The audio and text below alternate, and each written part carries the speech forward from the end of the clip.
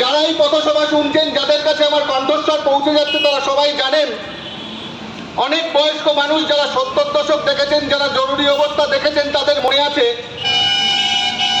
আগে ভারতবর্ষে যে চেহারাটা চলছে এটা একটা অঘোষিত জরুরি অবস্থা।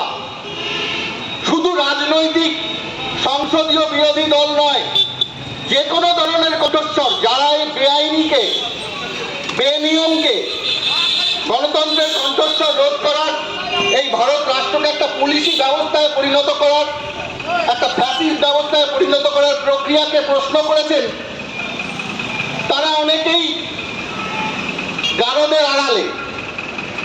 নামগুলো কম বেশি সবারই পরিচিত। কিছুদিন আগে মুক্তি পেয়েছেন তিস্তা শীতলবাগ, কিছুদিন আগে ভীমা কোরেগাঁও মামলার সোমা সেন, দিল্লি বিশ্ববিদ্যালয়ের অধ্যাপিকা, তার দুটো চোখ নষ্ট হয়ে যাচ্ছে, চিকিৎসা করানো হচ্ছে না জেলের মধ্যে। কারা এই সোমা সেন, তিস্তা শীতলবাগরা, যারা এই গণতন্ত্রকে হত্যা করার বিরুদ্ধে প্রশ্ন তুলছিলেন বিভিন্ন জায়গায় দাঁড়িয়ে?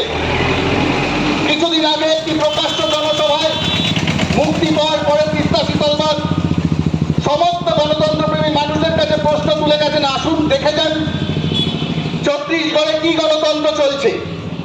সেখানকার সাধারণ আদিবাসী মানুষদের পায়ের নিচ থেকে খনি খুঁড়ে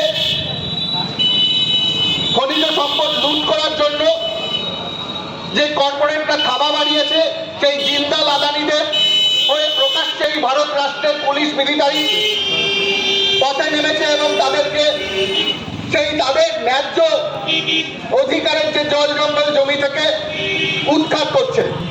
যদি আমরা প্রশ্ন করি আজকে শুধুমাত্র সংসদীয় দলগুলোর কথা, সংসদীয় বিরোধী দলগুলোর ওপরে যে হামলা নামছে, যে ইডি নামছে, যে তদন্ত সংস্থা নামানো হচ্ছে তার পক্ষ নিয়ে, তাহলে আমাদের ভুল হবে।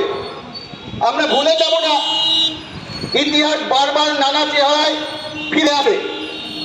ঠিক যেভাবে একটু আগে জরুরি অবস্থার কথা বললাম, 70 দশকের সেই কালো দিনগুলোর কথা,